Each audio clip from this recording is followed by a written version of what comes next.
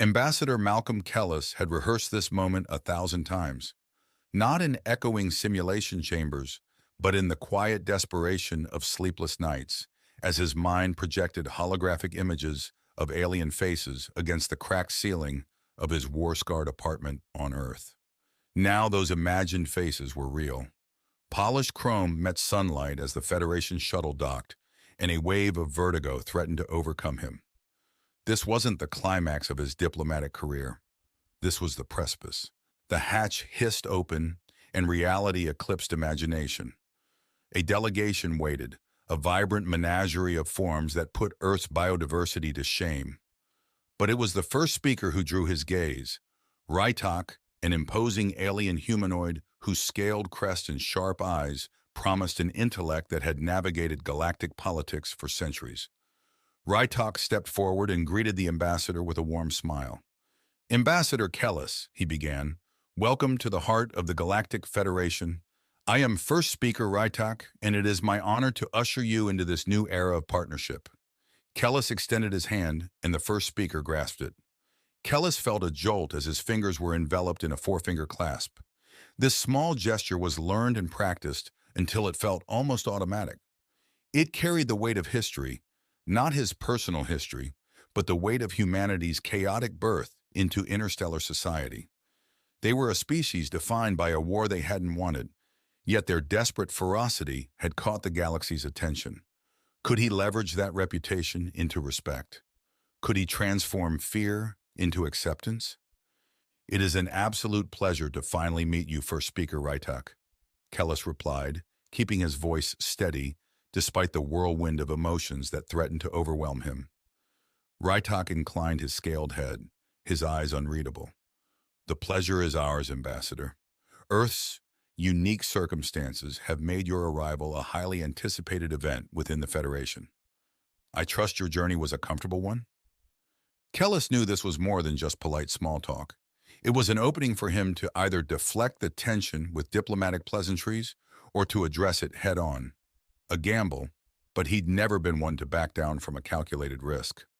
"Space travel will always be an adjustment," he said with a flicker of a smile.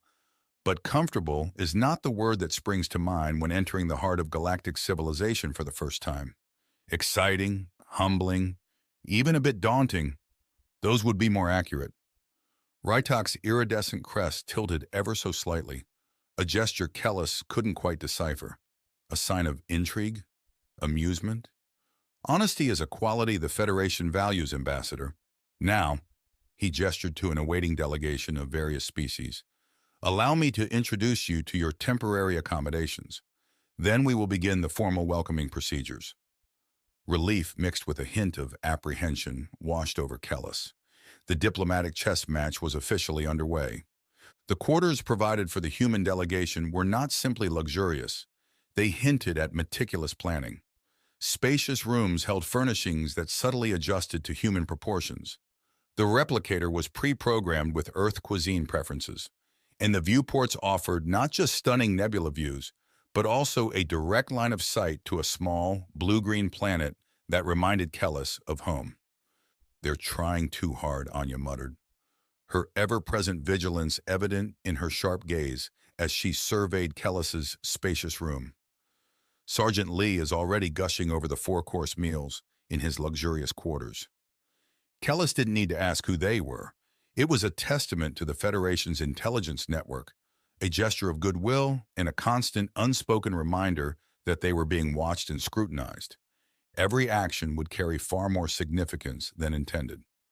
"Well," Kellis began, a hint of weariness in his voice, "none of us have been used to such accommodations since the war ravaged our planet."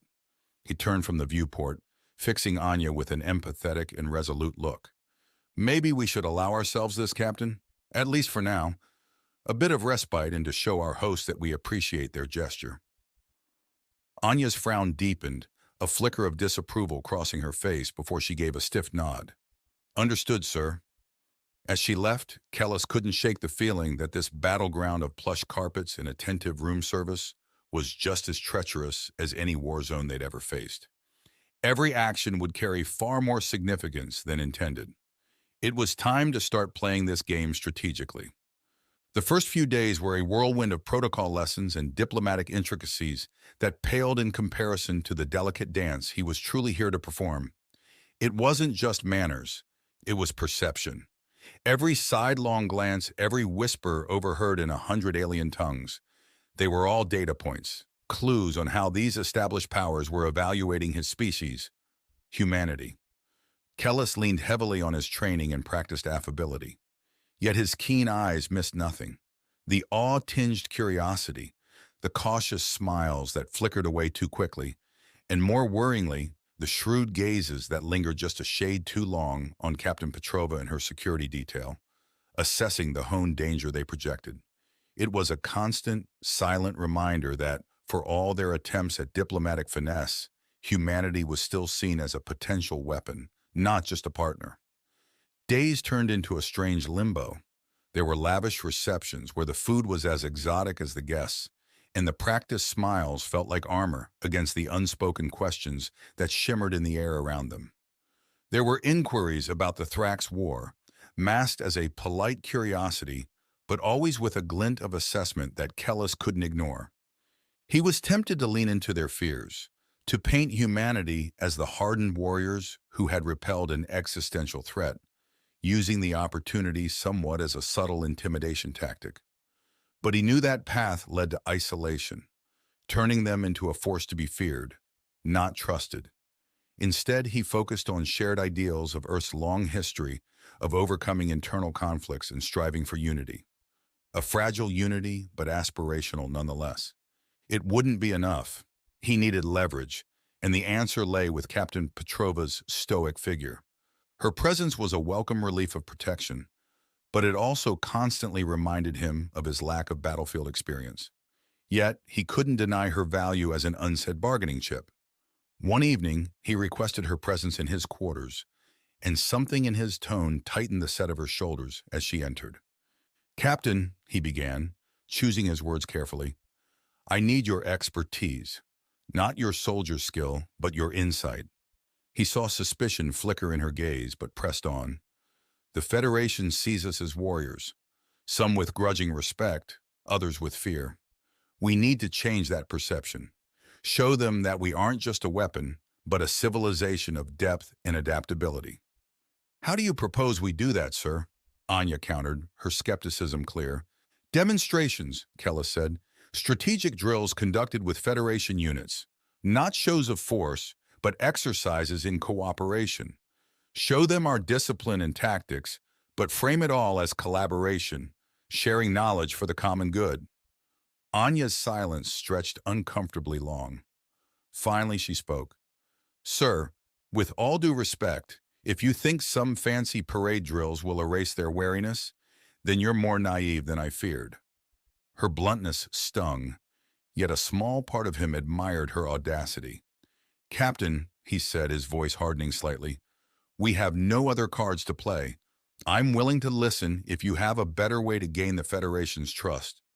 The challenge hung in the air, a silent demand. Anya stared at the ambassador, her eyes narrowed. She'd never been good at playing these political games, but she wasn't a fool either. The ambassador was right. Their options were limited. Yet the thought of parading her squad like prize show ponies before the skeptical eyes of the Federation made her stomach churn.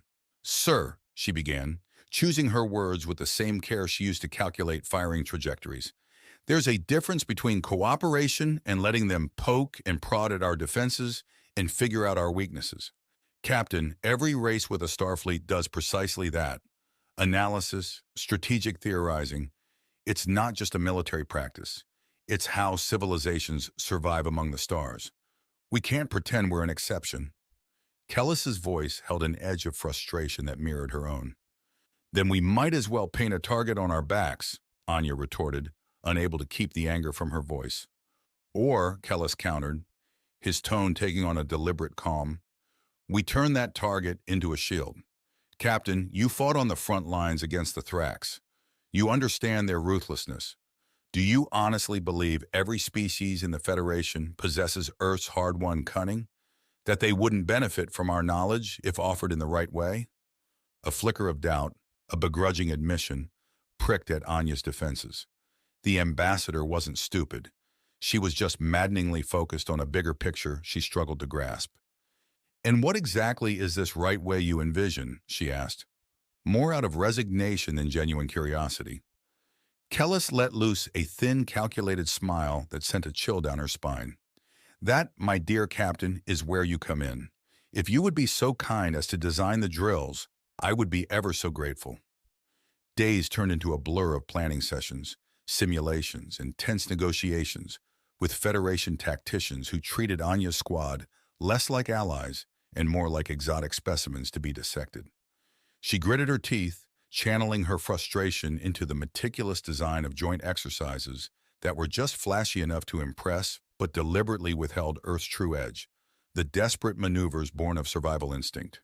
The day of the demonstrations dawned, and the grand amphitheater was packed with military personnel and delegates from across the Federation, their curiosity piqued by the promise of seeing these savage humans in action.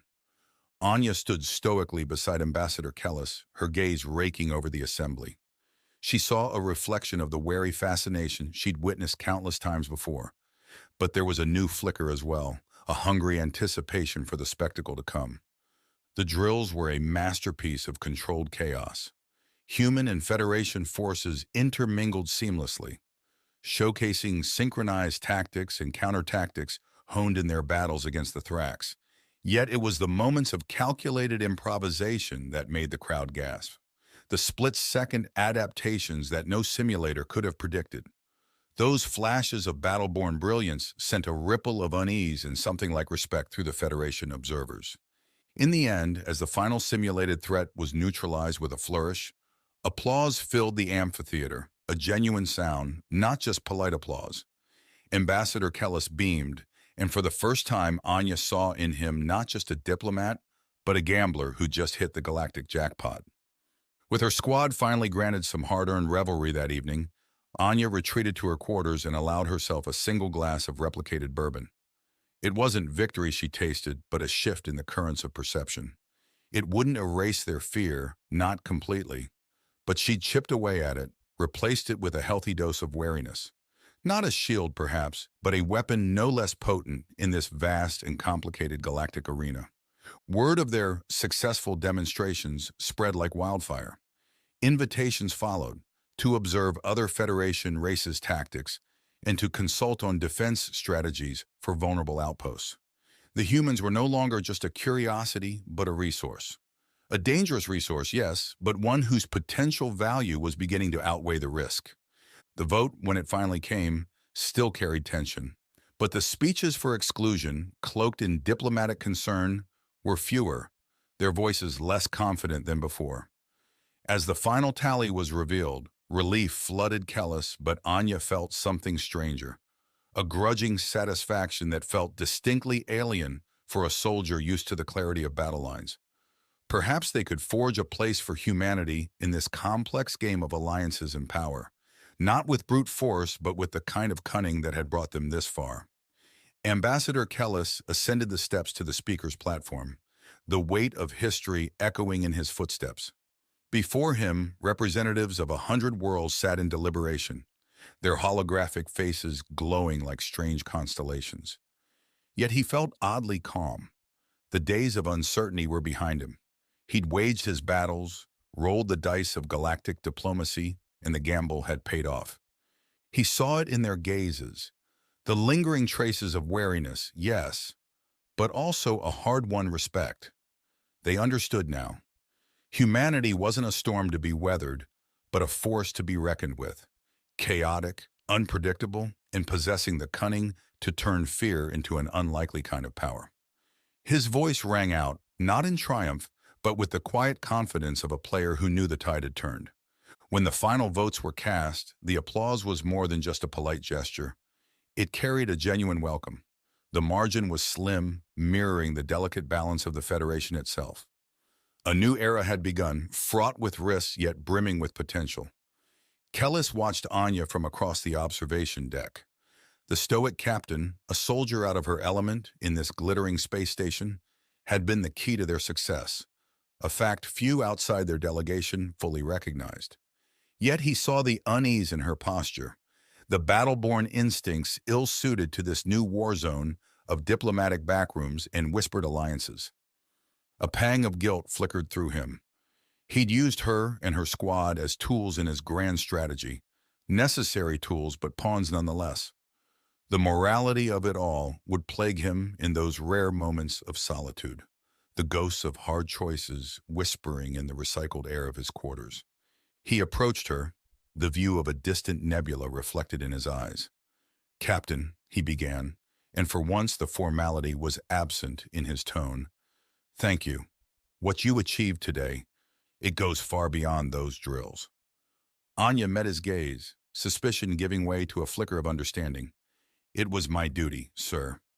"Perhaps," he said, a hint of a smile tugging at his lips, "but duty can take many forms, and I suspect, Captain, yours is far from over." She didn't reply. She just turned and looked out at the swirling tapestry of stars. Kellis followed her gaze, thinking not of Earth, a distant sapphire in this cosmic expanse, but of the journey ahead. Humanity's acceptance into the Federation was not an ending, but the start of a grand and dangerous experiment. He had a part to play, words to craft, treaties to negotiate.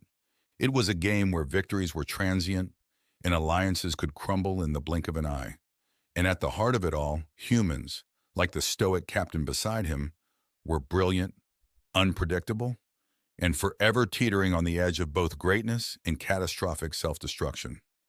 It was a terrifying, utterly exhilarating gamble, and he suddenly realized he wouldn't trade it for all the stability in the known galaxy.